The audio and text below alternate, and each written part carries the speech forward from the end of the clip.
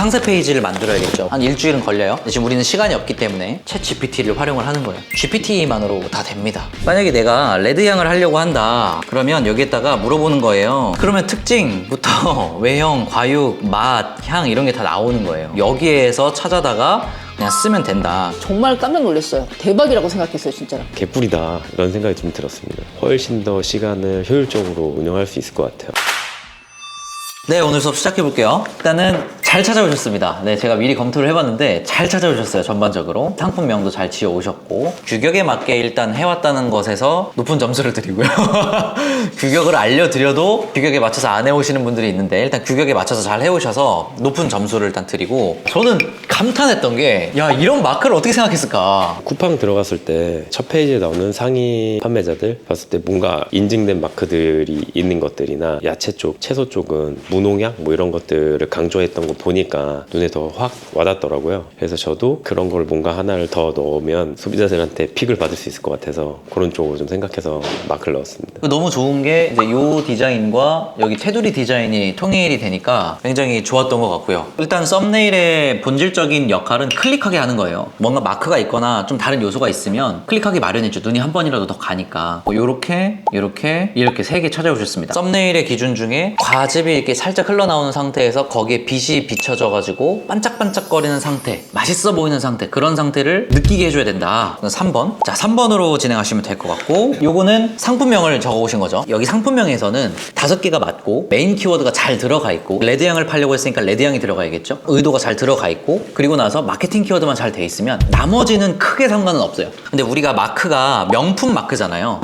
명품 마크니까 연결되게 명품 선별로 하는 게 괜찮을 것 같습니다. 그리고 제주 농장평가 A라는 마케팅 키워드가 저는 되게 신박하게 보여요. A 하면 1등급 같잖아요. 그래서 그런 쪽으로 잡았고 제주 농가평가 A 제가 봐도 이거 좀 신박하다. 제주 넘버원은 좀 짜쳐요. 근데 그 중에서도 우리가 마크를 명품을 밀기로 했으니까 명품 선별이라는 키워드를 선택을 해서 1번으로 진행하시면 될 것 같습니다. 그래서 썸네일은 3번, 상품명은 1번으로 해서 진행을 해보도록 할게요. 킹스베리죠.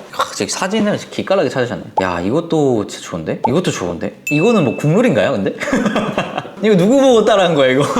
제가 처음이다 보니까 감이 좀 잡히지 않아서 다른 판매자가 어떻게 팔고 있는지 그냥 구경하다가 무심결에 딱 그게 보였어요. 나도 한번 적용해볼까 해가지고 하게 되었습니다. 햇빛의 느낌이나 햇빛 이렇게 딱 비추는 느낌은 사실 1번이랑 3번이 좋긴 하거든요. 2번은 햇빛 비추는 느낌이 조금 아쉽긴 해요. 그리고 화질이 살짝 아쉬워요. 그래서 1번과 3번 둘 중에 하나를 할 텐데, 썸네일의 기본이 뭐냐면 잘 보여야 돼요. 결국 클릭하게 해야 되기 때문에 일단 눈에 잘 띄어야 되거든요. 줄여서 봤을 때 얘보다는 얘가 조금 더 명확하게 이 과육이 드러나는 것 같아요. 손보다는 이렇게 초록색 배경 뒤에 있는 게 아주 미세한 차이지만 3번으로 가는 게 좋을 것 같습니다. 상품명도 3번을 보면은 초달달, 3번은 이제 좀 짜치는 것 같아서 없애고, 그럼 1번과 2번 중에 고르자면 수출 대란과 한정 수량 중에서 골라야 되는데, 외국에서 대박났다, 뭐 미국에서 대박난 화장품, 수출 대란, 요거 1번으로 하시면 될 것 같아요. 그래서 나머지는 크게 상관은 없지만 여기 그 뒤에 있는 메인 키워드는 되게 중요하게 봐주셔야 되는데, 이게 지금 키워드가 킹스베리 딸기인가요, 킹스베리인가요? 왜 그러냐면 지금 여기 띄어쓰기가 들어갔잖아요. 띄어쓰기가 들어갔다는 건 킹스베리가 하나의 단어고 하나의 키워드고 딸기가 하나의 키워드인 거예요. 어쨌든 키워드에 대한 개념을 이해를 하시라는 거였고,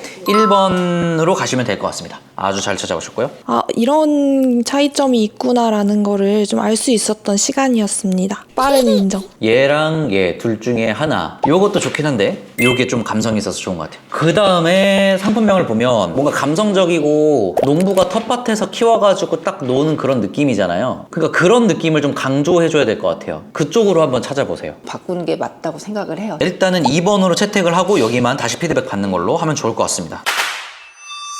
이제부터는 상세 페이지를 만들어야겠죠. 고객의 구매 여정에서 고객은 노출이 일단 돼야 되고, 노출된 다음에 내 스토어로 유입이 돼야 되고, 그 다음에 구매가 일어나는 거잖아요. 온라인 스토어를 할 땐 노출, 유입, 구매를 왼쪽에 적고, 내가 오늘 공부하려고 하는 거를 오른쪽에 적고, 요렇게 해보라 그랬죠. 자, 자, 노출. 상세 페이지를 잘 만들었을 때 노출에 영향이 될 수 있을까? 그러니까 노출이라는 거는 고객들이 검색을 했을 때 내가 상세 페이지를 잘 만든다 그래서 내 거가 더 상위 노출이 될까? 그거는 아니라는 거죠. 그죠? 그럼 내가 상세 페이지를 아무리 잘 만들어도 노출이 될 수는 없는 거예요. 왜냐면 유입이 일단 되고 나서 그 다음에 구매로 넘어가는 요 단계에 사실 상세 페이지가 있는 거잖아요. 그러니까 요것도 신경 쓸 게 아닌 거죠. 아, 그러면 상세 페이지는 어떻게 하면 구매를 잘 시킬까? 요것만 따져보면 되는 거죠. 그러면 상세 페이지에 어떤 내용들이 반드시 들어가 있어야 구매하는 데 도움이 되느냐? 첫 번째를 말씀드리면 증거 제시입니다. 증거 제시. 자, 이런 걸 썼단 말이죠. 그럼 여기에 이 말에 대한 증거가 들어가야 된다는 거예요. 여기에 5차 앵콜입니다 라고 했어. 그럼 고객들은 이걸 보면서 무슨 생각을 해요? 와, 진짜 많이 팔렸다. 와, 주문량 장난 아니다. 이런 느낌을 받죠.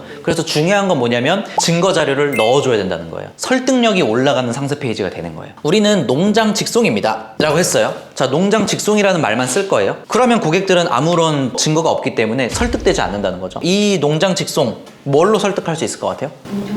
농장 사진, 그것도 괜찮죠. 농장 사진도 괜찮고, 아니면 그냥 어머니들이, 할머니들이 수확하고 있는 사진도 괜찮고, 그래야 상세 페이지에 설득력이 올라가더라. 그래야 구매 전환이 올라가더라 라는 겁니다. 나라도 믿을 것 같아. 그런 건 들어가면 좋겠다라는 생각을 했죠. 그러면 이제 우리가 상세 페이지를 실제로 제작을 해야 되는데, 상세 페이지 제작을 뭘로 할 것이냐? 피그마라는 툴을 이용할 거고요. 미리 캔버스를 이용할 겁니다. 사실 우리는 미리 캔버스를 더 많이 알긴 하잖아요. 근데 전 세계적으로 보면은 미리 캔버스보다는 피그마를 훨씬 더 많이 사용해요. 근데 피그마가 되게 좋은 게 얘가 AI 툴이 되게 많이 발달이 돼 있어요. 같이 협업을 할 수 있는 AI와 피그마를 사용을 하시면 나중에 AI 툴들을 이용을 해서 이걸 플러그인이라 그러거든요. AI 플러그인을 피그마 프로그램에 설치를 해서 이용을 하게 되면 많은 일들을 해낼 수가 있습니다. 자동화시켜서. 그래서 피그마로 장기적으로는 가되 우리 한국인에 잘 맞는 프로그램은 미리 캔버스긴 해요. 되게 직관적으로 나와 있어가지고 두 개 다 사용하긴 할 겁니다. 미리 캔버스의 단점, 이렇게 상세 페이지 길이가 있을 때 이 세로 길이에 한계가 있어요. 한계에 딱 부딪히면 다시 또 만들어서 또 다시 또 만들어서 얘네들을 또 따로 빼가지고 하나로 또 합쳐주고 막 이런 작업이 필요해요. 이게 귀찮죠, 이게. 근데 피그마는 길이의 한계가 없다. 무한대로 계속 만들 수 있어요. 피그마가 상세 페이지 만들기는 훨씬 더 편한 겁니다. 우리는 피그마를 주로 이용해서 만들 건데요. 이 상세 페이지를 만들려면 상품 정보들이 들어가야 될 거 아니에요. 뭐 처리나 보관 방법이라든가 이런 정보들이 들어가야 될 거 아니에요. 그럼 그 정보들을 어디서 찾을 수 있는가? 어디서 찾을 수 있을 것 같나요? 다른 판매자들 정보를 좀 보면 되지 않을까요? 다른 거에서 다른 판매자들 거 벤치마킹 한다. 물론 그럴 수도 있겠죠. 또 우리 배운 것 중에서는 구글, 그쵸? 근데 우리한테는 정말 좋은 툴이 뭐가 있냐면 GPT만으로 다 됩니다. 챗 GPT를 활용을 하는 거예요. 만약에 내가 레드 향을 하려고 한다. 그러면 여기에다가 물어보는 거예요. 레드 향에 대한 정보를 알려줘. 이렇게. 그러면 특징부터 외형, 과육, 맛, 향 이런 게 다 나오는 거예요. 여기에서 찾아다가 그냥 쓰면 된다. 정말 깜짝 놀랐어요. 대박이라고 생각했어요, 진짜로. 아, 이거는 진짜 개꿀이다 이런 생각이 좀 들었습니다. 훨씬 더 시간을 효율적으로 운영할 수 있을 것 같아요.